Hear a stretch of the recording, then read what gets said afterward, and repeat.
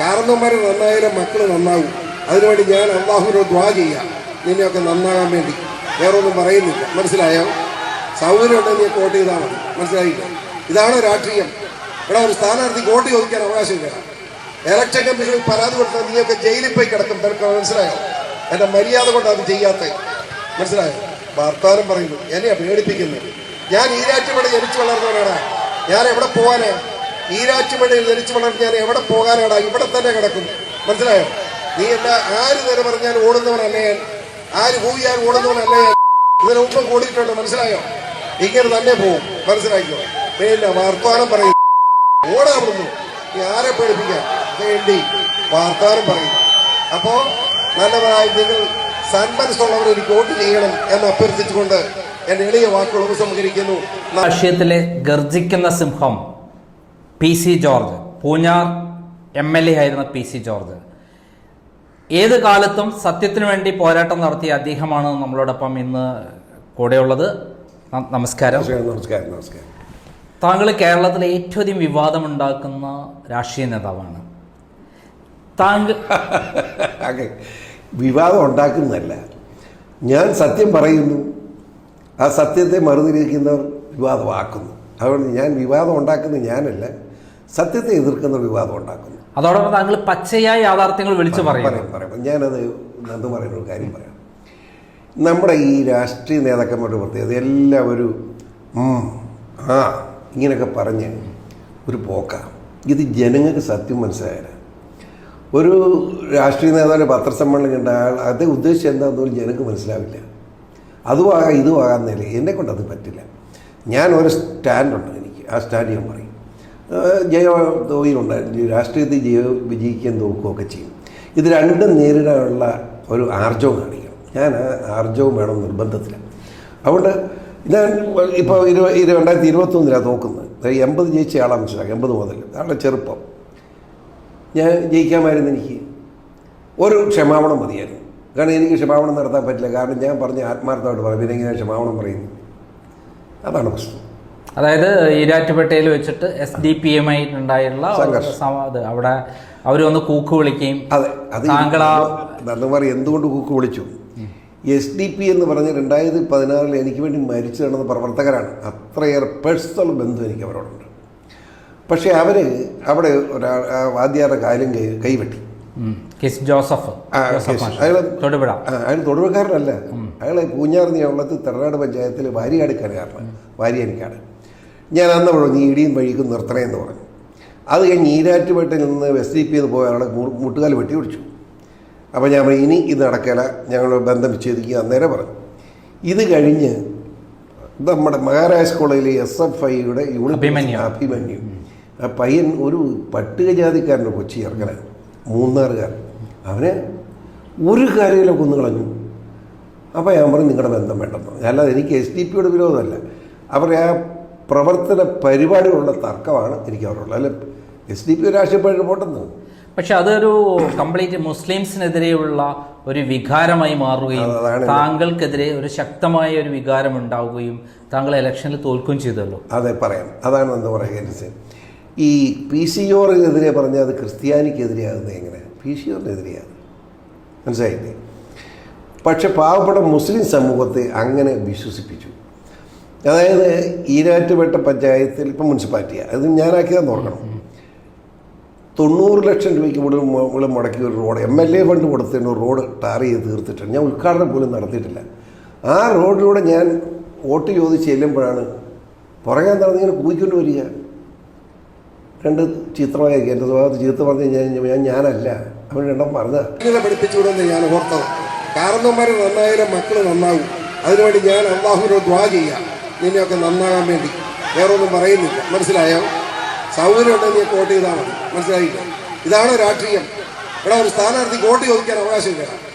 Election കമ്മീഷനിൽ പരാതി കൊടുത്താൽ നീയൊക്കെ ജയിലിൽ പോയി കിടക്കും. തിരക്ക് മനസ്സിലായോ? എൻ്റെ മര്യാദ കൊണ്ട് അത് ചെയ്യാത്ത. മനസ്സിലായോ? വർത്താനം പറയുന്നു, എന്നെയാ പേടിപ്പിക്കുന്നത്. ഞാൻ ഈരാറ്റുപേട ജനിച്ചു വളർന്നവനാടാ. ഞാൻ എവിടെ പോകാനാ? ഈരാറ്റുപേടയിൽ ജനിച്ചു വളർന്ന് ഞാൻ എവിടെ പോകാനാടാ? ഇവിടെ തന്നെ കിടക്കും. മനസ്സിലായോ? നീ എന്താ ആര് നേരെ പറഞ്ഞാൽ ഓടുന്നവനല്ലേ ഞാൻ? ആര് പോയാൽ ഓടുന്നവനല്ലേ ഞാൻ? ഇതിന് മുമ്പ് കൂടിയിട്ടുണ്ട്. മനസ്സിലായോ? ഇങ്ങനെ തന്നെ പോവും. മനസ്സിലാക്കിയോ? പിന്നെ വർത്തമാനം പറയും. ഓടാവുന്നു നീ ആരെ പേടിപ്പിക്കാൻ വേണ്ടി വർത്തമാനം പറയും. അപ്പോ നല്ലവരായി നിങ്ങൾ സന്മനസ്സുള്ളവർ എനിക്ക് വോട്ട് ചെയ്യണം എന്ന് അഭ്യർത്ഥിച്ചുകൊണ്ട് എന്റെ എളിയ വാക്കുകൾ ഉപസംഹരിക്കുന്നു. നന്ദി, നമസ്കാരം.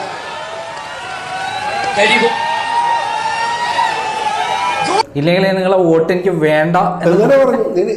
പരസ്യമായി ഒരു മോബിന്റെ മുന്നിലാണ് കേരള ചരിത്രത്തിൽ ആദ്യമായിട്ടായിരിക്കും പറയാതിരിക്കാൻ പറ്റുമോ? മോബിന് മുന്നിൽ ഒറ്റയ്ക്ക് നിന്നുകൊണ്ട് നിന്റെ വോട്ടേ വേണ്ട, പ്രശ്നം തീർന്നല്ലോ, നീ എന്തിനെ കൂന്നു മാന്യത കാണിക്കുന്നു, നിന്റെ വോട്ട് വേണ്ട, അത് പറയാതിരിക്കാൻ പറ്റുമോ? പക്ഷേ എൻ്റെ ഒരു ചോദ്യം, ഒരു സംശയം, അവനോട് അങ്ങനെ വോട്ട് വേണ്ട, കൂന്നോണ്ട് വോട്ട് വേണ്ടെന്ന് പറഞ്ഞ് മുസ്ലിങ്ങളുടെ മുഴുവൻ വോട്ട് വേണ്ടെന്ന് പറഞ്ഞു, ക്രിസ്ത്യാനിയുടെ വോട്ട് വേണ്ടെന്ന് ഞാൻ പറഞ്ഞില്ലല്ലോ. പക്ഷേ അതൊരു വികാരമായിട്ട് അവിടെ വളർന്നു വരികയും താങ്കൾ മുസ്ലിംസിനെതിരാണെന്നുള്ള ചിന്താഗതി ഡെവലപ്പ് ചെയ്യുകയും താങ്കൾക്ക് അവിടെ പരാജയം വന്നു. കാരണം അതിന് മുമ്പത്തെ ഇലക്ഷനിൽ ഇവര് ഈ മുസ്ലിം ഭാഗം കംപ്ലീറ്റ് താങ്കളുടെ കൂടെയിരുന്നു. 27,000 വോട്ടിന്റെ ഒറ്റയ്ക്ക് നിന്നിട്ട് ഒറ്റയ്ക്ക് പറയാൻ സത്യം പറയാം, മുസ്ലിം കമ്മ്യൂണിറ്റിക്കുള്ള വോട്ട് 25,000 മുകളിൽ 26,000 10% വോട്ടേ അവിടെ ഉള്ളൂ. പക്ഷേ ഞാൻ എപ്പോഴും ഈ മുസ്ലിം സമുദായം, ഞാൻ ഈരാറ്റുപേട്ടക്കാരനാണ്. ഈരാറ്റുപേട്ടക്കാരൻ എന്ന് പറയുമ്പോൾ ഈരാറ്റുപേട്ട മുനിസിപ്പാലിറ്റി, ഇപ്പോഴത്തെ മുനിസിപ്പാലിറ്റിക്കകത്ത് 40,000 പോപ്പുലേഷനുള്ള 32,500 മുസ്ലിമാണ്. ബാക്കിയാണ് ഹിന്ദു ക്രിസ്ത്യാനികളുള്ളത്, വളരെ കുറച്ചേ ഉള്ളൂ. പക്ഷേ ഞാൻ ഇവരുമായിട്ട് നല്ല ബന്ധത്തിലാണ്. നല്ല ബന്ധം എന്ന് പറഞ്ഞാൽ എനിക്ക് വോട്ട് ചെയ്യാത്തവരും ഞാൻ ജയിക്കണമെന്നാണ് പറയുന്നത്. രാഷ്ട്രീയം വെച്ച് വോട്ട് ചെയ്യൽ, പക്ഷേ BCO ജയിക്കണമെന്ന് പറയും. അങ്ങനെ ഒരു സംസ്കാരം അവിടെ നിലനിൽക്കുന്ന സമയമാണ്. അപ്പോൾ അതനുസരിച്ച് ഞാൻ എപ്പോഴും എവിടെ ചെന്ന് പറയുമ്പോഴും നിയമസഭ പറയുമ്പോഴും ഞാൻ ഈരാറ്റുപേട്ടക്കാരനാണ്. അത് എൻ്റെ നാടിനെ പറ്റി എനിക്ക് അഭിമാനമുണ്ട്. അതുകൊണ്ട് ഞാൻ അരുവത്രക്കാരനാണ്, അതും പറയാറ്, അരുവത്ര ഇടവക്കാരനായിരുന്നു. അത് എപ്പോഴും പറയും, എനിക്ക് അഭിമാനമുണ്ട്, അരുവത്ര ഇടവപ്പള്ളിയിൽ പെട്ട വേളയാൻ, അത് പറയും. എന്നതുപോലെ നിൽക്കുമ്പോൾ ഞാൻ അതുകൊണ്ട് ഈരാറ്റോട്ട് വോട്ട് മുഴുവൻ ജനം വിചാരിച്ച് ഈരാറ്റിലെ മുഴുവൻ എനിക്കാന്ന് അറിയാമോ?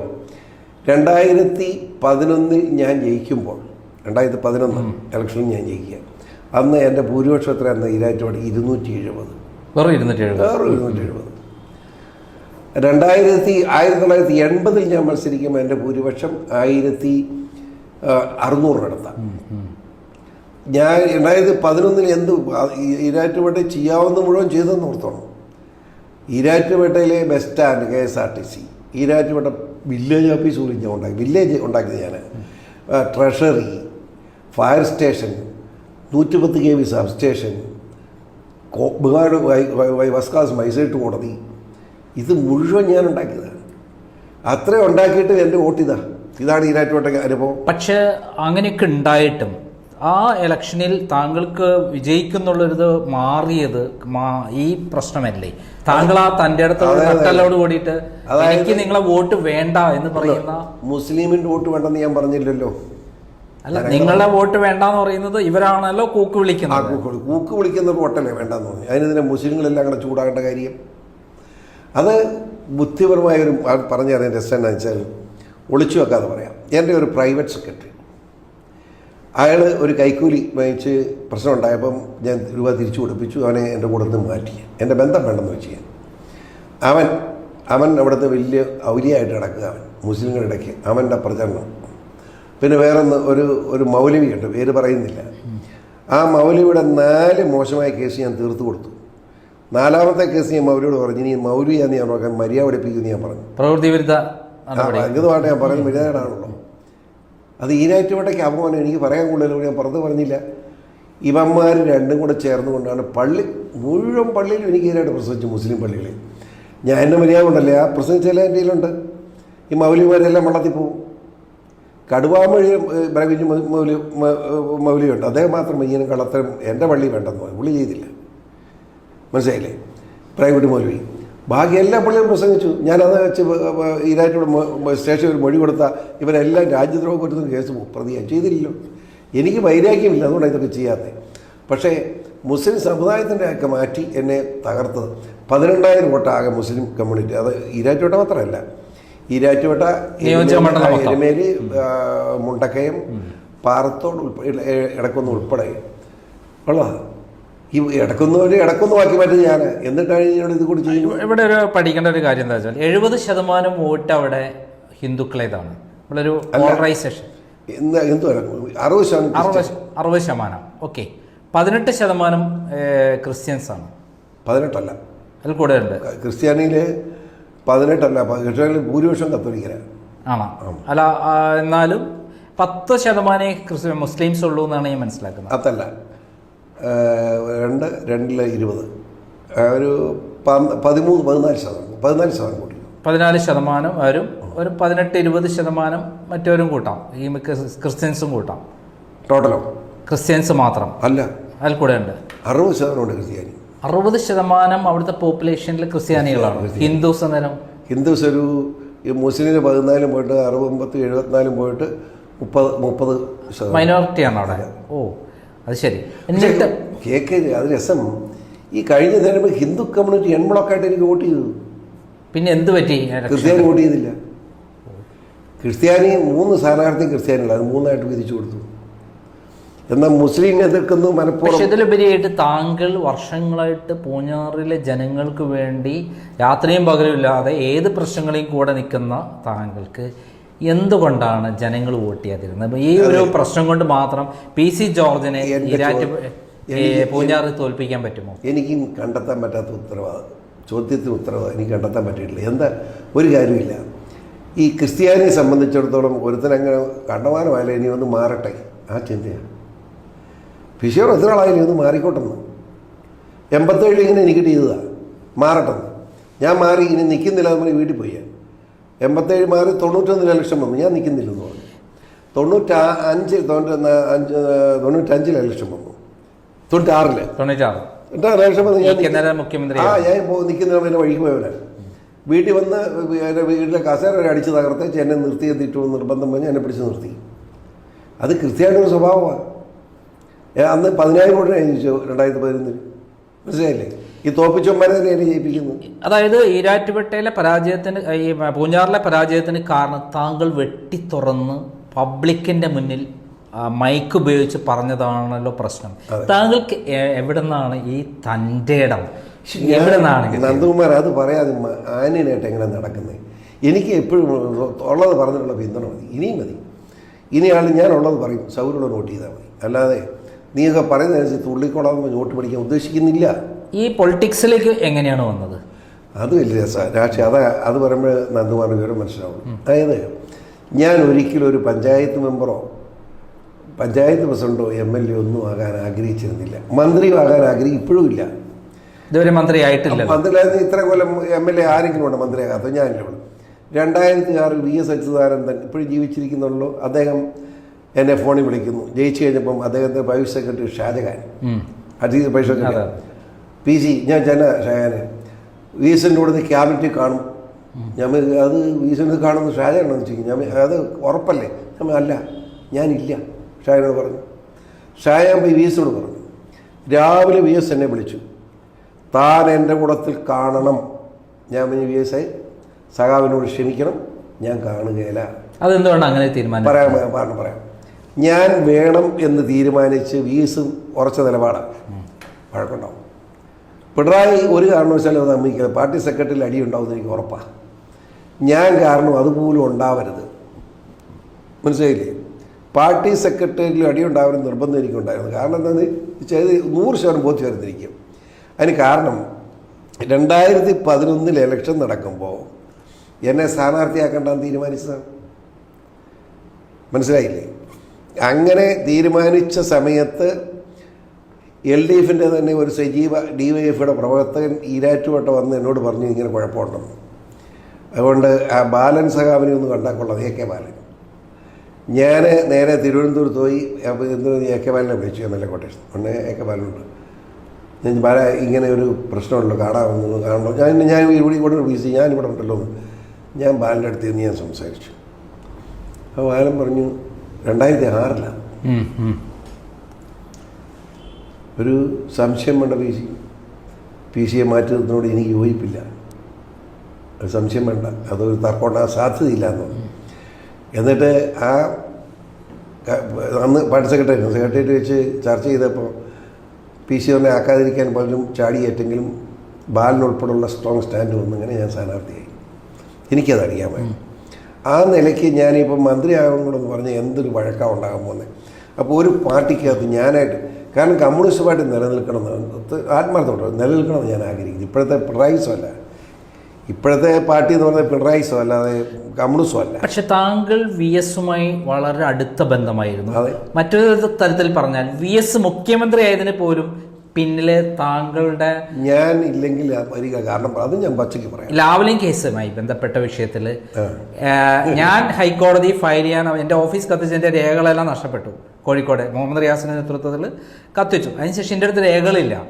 ആ സമയത്ത് വി എസിന്റെ സഹായത്തോടുകൂടി താങ്കൾക്ക് ആ രേഖകൾ എത്തിച്ചു തന്നില്ലായിരുന്നെങ്കിൽ ഞാൻ ഹൈക്കോടതി ഫയൽ ചെയ്യാൻ പറ്റില്ല. ആ രേഖ എത്തിച്ചേരാൻ കാരണം വെച്ചാൽ വി എസിന്റെ സഹായത്തോടെ ഒന്നും കൂട്ടണ്ട.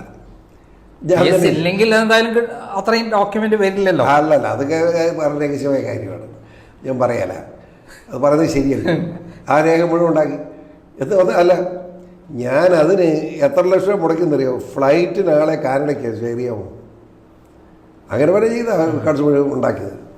അതെന്താണെന്ന് വെച്ചാൽ തെറ്റ് ചെയ്തു എന്ന് എനിക്ക് ബോധ്യപ്പെട്ടതുകൊണ്ട്. അല്ല, പിണറായി എന്ന വ്യക്തി ഉണ്ടെങ്കിൽ ഒരു പിണക്കവും ഇല്ല. അതും പറഞ്ഞാൽ കേട്ടോ, ഒരു വ്യക്തി നന്ദകുമാരനെ വിശ്വസിക്കും ഒരു മനുഷ്യനും എനിക്ക് പിണക്കമില്ല. പക്ഷേ നന്ദകുമാർ തെറ്റ് ചെയ്ത തെറ്റാന്ന് ഞാൻ പറയും.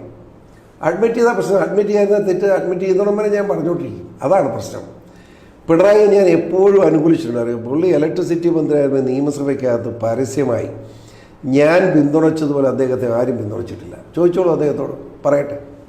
96-2001 കാലഘട്ടം. അതെ അതെ, അദ്ദേഹം 2.5 കൊല്ലം മന്ത്രിയായിട്ടിരുന്നു. ആ 2.5 കൊല്ലം ഒരു ഉദാഹരണം കൂടെ പറയാം. പുള്ളി പാർട്ടി സെക്രട്ടറിയേറ്റ് കൂടാൻ പോന്നു. അപ്പോൾ പാർട്ടി സെക്രട്ടറിയിൽ നിന്ന് എനിക്ക് കിട്ടി പിണറായി ഇന്ന് രാജിവെക്കും, വൈകുന്നേരം രാജിവെച്ച് നാളെ പാർട്ടി സെക്രട്ടറി ആവും, പുള്ളി മന്ത്രിസ്ഥാനം മാറാൻ പോകുന്നു. ചടയം ഗോവിന്ദൻ്റെ മരണശേഷം അതെ കിട്ടാൻ പോയി. അത് കഴിഞ്ഞപ്പോൾ ഞാൻ നേരെ വിളിച്ചപ്പം പിണറായി ആർട്ടിസ്റ്റ് മന്ത്രി ആഫീസിൽ ഇരിപ്പുണ്ട്, ഞാൻ മീത വരുന്നതെന്ന് കാണണമെന്ന് പറഞ്ഞ് ഓടിച്ചു. പുള്ളി പത്രസേവ ഞാൻ പുള്ളി ചിരിച്ചോണ്ട് എന്നെ കൊണ്ട് വിശ്വസിച്ചു. ഞാൻ പറഞ്ഞു നാളത്തെ പാർട്ടി സെക്രട്ടറിക്ക് അഭിവാദ്യങ്ങൾ അർപ്പിക്കാൻ വന്നതാണ്. ഇതാരും പറഞ്ഞു എന്ന് ചോദിച്ചു. ഞാൻ ആരും പറയട്ടെ, കൂടുതൽ വർത്താനം പറഞ്ഞു. ഞാൻ അറിഞ്ഞു നാളത്തെ പാർട്ടി സെക്രട്ടറി അഭിവാദ്യങ്ങൾ. പക്ഷേ എനിക്കൊരു സങ്കടമുണ്ട്. ഈ 2.5 കൊല്ലം കൊണ്ട് കേരളത്തിലെ ഇലക്ട്രിസിറ്റി ബോർഡ് ഇത്രയും നല്ല നിലയിലാക്കി മനുഷ്യനാണ് നിങ്ങൾ. കേരളത്തിലെ ജനങ്ങൾക്ക് സേവനം ചെയ്ത് നിങ്ങൾ ഇലക്ട്രിസിറ്റി മന്ത്രിയെ തുടരണമെന്ന് എൻ്റെ അഭിപ്രായം. വളരെ പുള്ളി അത് PC പറയുന്ന പോലെ അല്ലല്ലോ, പാർട്ടി പറയുന്ന പോലെ ചെയ്യാൻ പറ്റൂ എന്നിട്ടുള്ളൂ. ഞാൻ കറക്റ്റാണ്. അപ്പം നിങ്ങൾക്ക് ഗുണമുണ്ട്, പാർട്ടിയെ നന്നാക്കാൻ പറ്റും. ശരി, അങ്ങനെ പോകും എന്ന് പറഞ്ഞ് സന്തോഷമായിട്ട് ഇറങ്ങി. പക്ഷേ ആ പോക്ക് ഈ പരുവത്തിൽ ഈ ജനങ്ങളെ കമ്മ്യൂണിസ്റ്റ് പാർട്ടി ആക്കും ഞാൻ വിചാരിച്ചില്ല. നമ്മൾ ഇത്രയും നല്ലൊരു മനുഷ്യൻ കമ്മ്യൂണിസ്റ്റുകാരുടെ പിന്നെ നന്ദകുമാറായി സങ്കടത്തോട് പറയുക. അത്രമാത്രം പേഴ്സണൽ ബന്ധം എനിക്ക് അദ്ദേഹത്തോട് ഉണ്ടായിരുന്നു. ആ മനുഷ്യൻ എങ്ങനെ ഇങ്ങനെയായി?